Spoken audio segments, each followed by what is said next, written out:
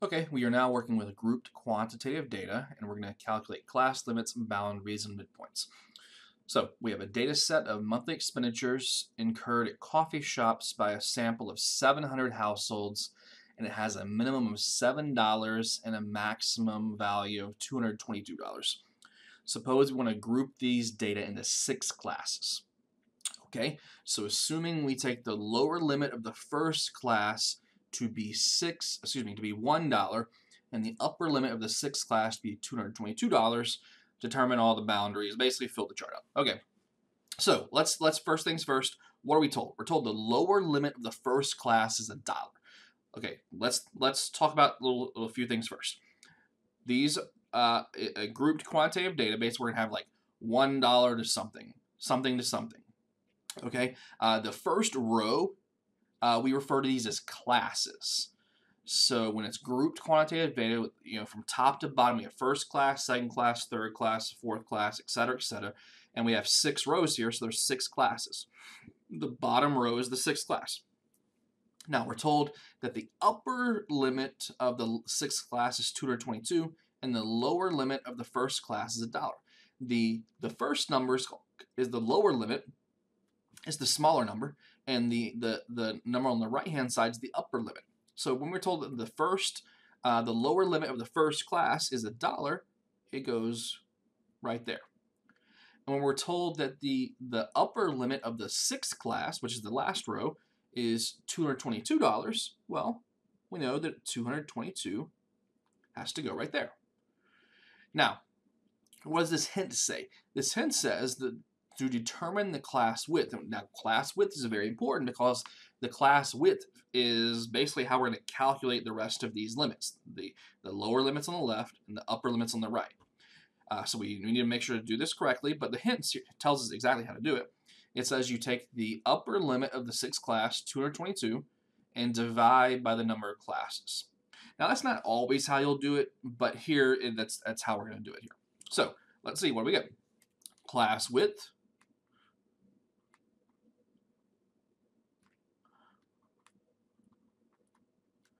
is going to be 222 divided by 6, which ends up being 37. Now, 37 is going to be the most important number for the rest of this problem. It's going to pop up everywhere. Now, here's how we need to fill the chart out. A very common mistake is to say, okay, if 37 is the class width, then 1 plus 37 gives you 38. So we put a 38 right there, and now let's start filling the chart out.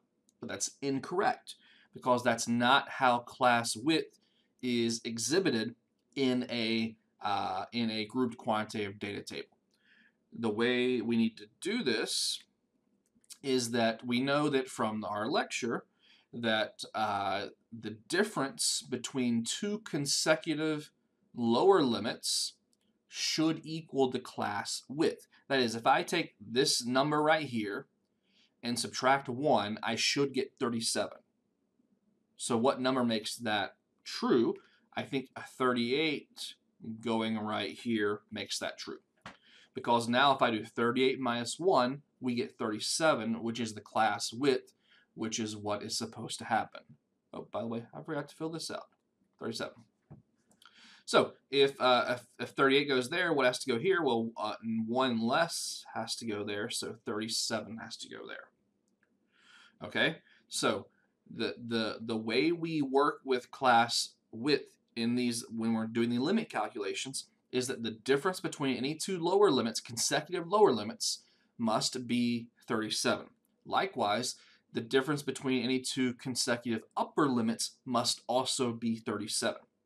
So if I want to figure out what number goes here, I know that this number minus 37 has to equal 37. In other words, if I add 37,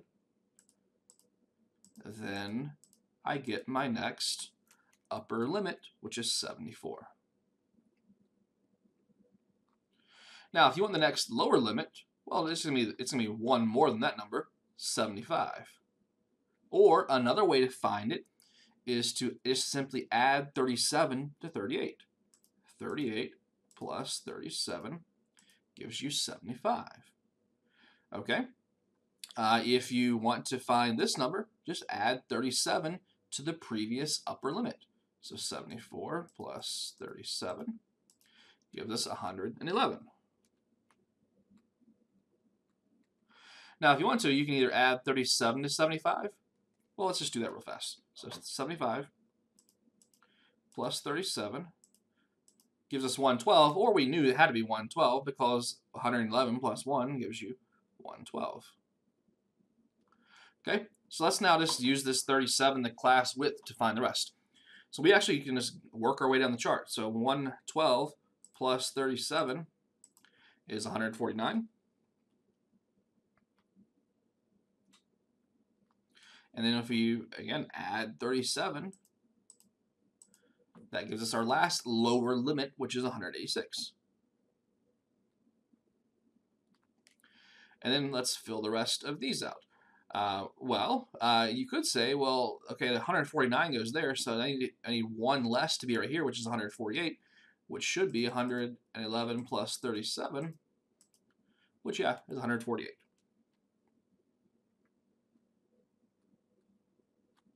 And then if you add 37 again, we get our next one, which is 285,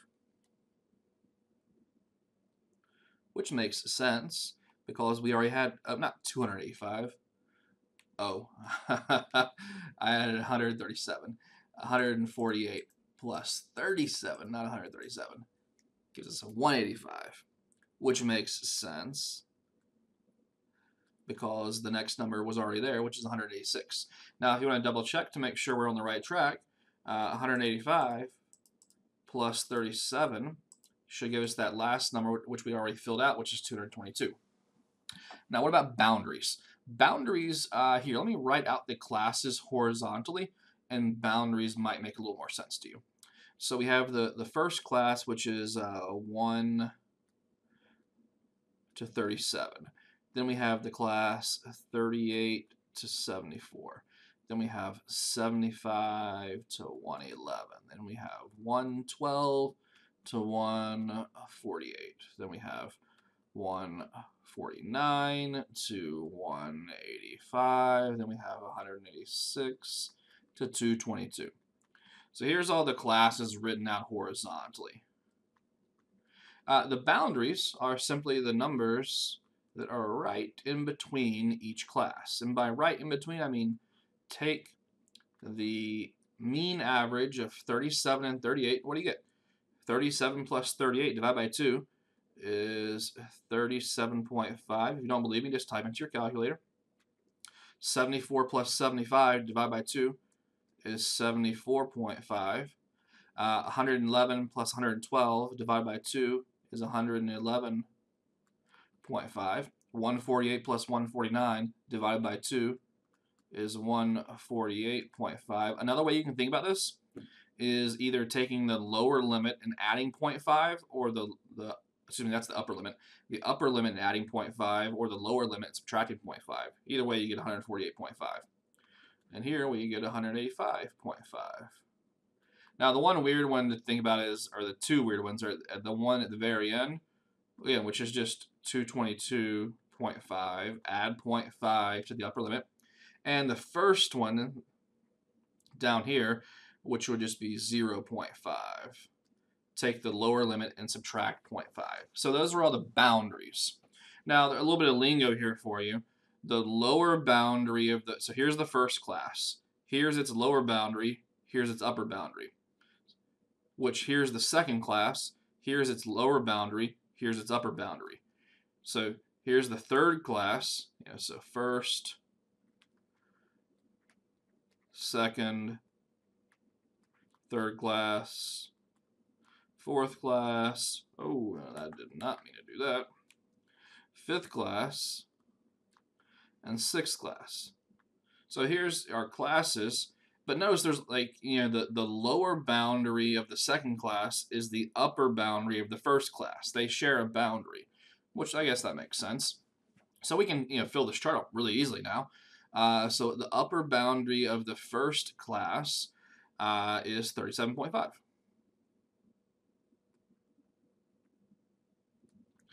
So with the second class, the lower boundary is 37.5. And the upper boundary is 74.5. Here's the third class. The lower boundary is 74.5. Notice how there's a pattern here that you can probably figure out after doing a couple of them. 74.5, and the upper boundary is 111.5.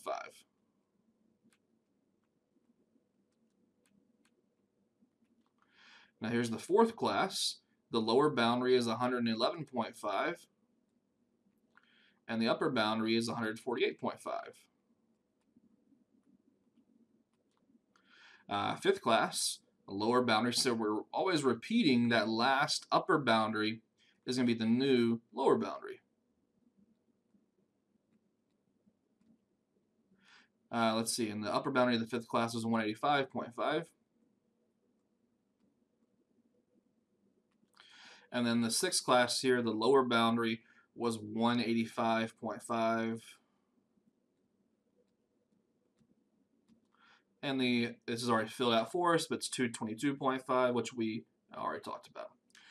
Do make a note here that if you take any two consecutive boundaries and subtract, you should get 37, which is our class width. So if I say take 222.5, that's the upper boundary of the sixth class, and subtract off 185.5, that's the upper boundary of the fifth class, I should get 37, which I do.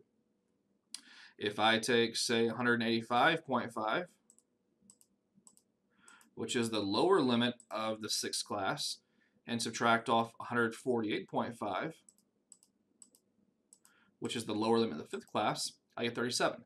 So if you subtract any two consecutive lower boundaries or any two consecutive upper boundaries, again, you should get that 37, that class width that's all over the place here. It was the same thing over here. If we took the difference between two consecutive upper limits, you get 37. If you take the difference between two consecutive lower limits, you get 37. Now, the last thing here is midpoints. Midpoints are super easy. Midpoints, so it's just a super easy formula. I mean, I don't even need to write this, but I guess I will just to be thorough. The class midpoint is simply going to be the lower limit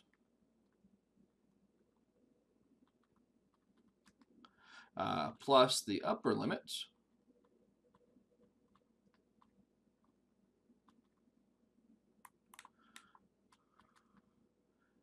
divided by 2.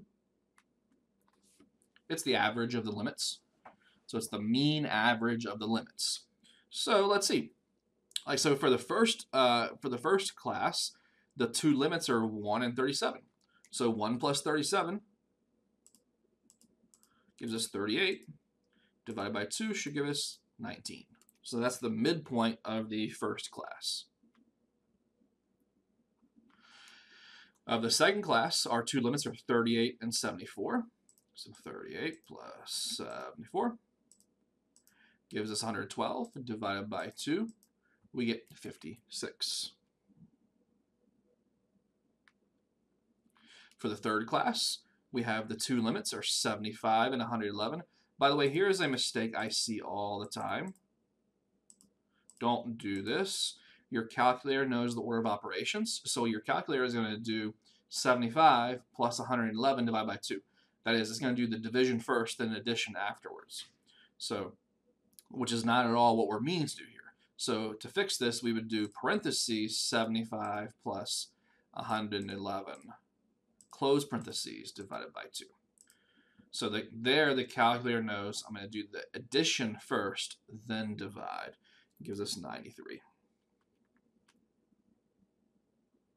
By the way, if you take the difference between any two consecutive midpoints, you should also get that class width here, 37.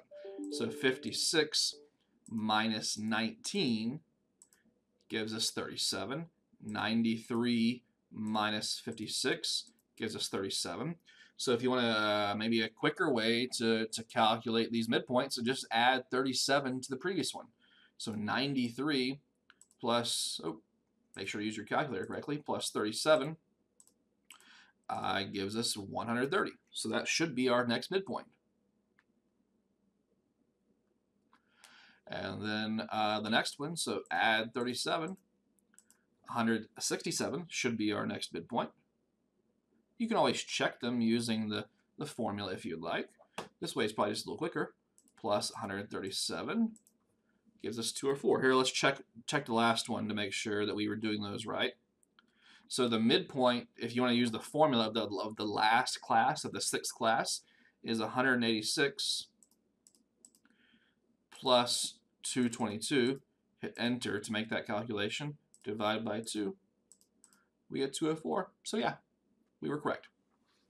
Again, these calculations are important because they will pop up in formulas that we will have in the next chapter when we're doing things like calculating summary measures such as means, standard deviations, variances, stuff like that for grouped quantitative data. Very important. This is grouped quantitative data.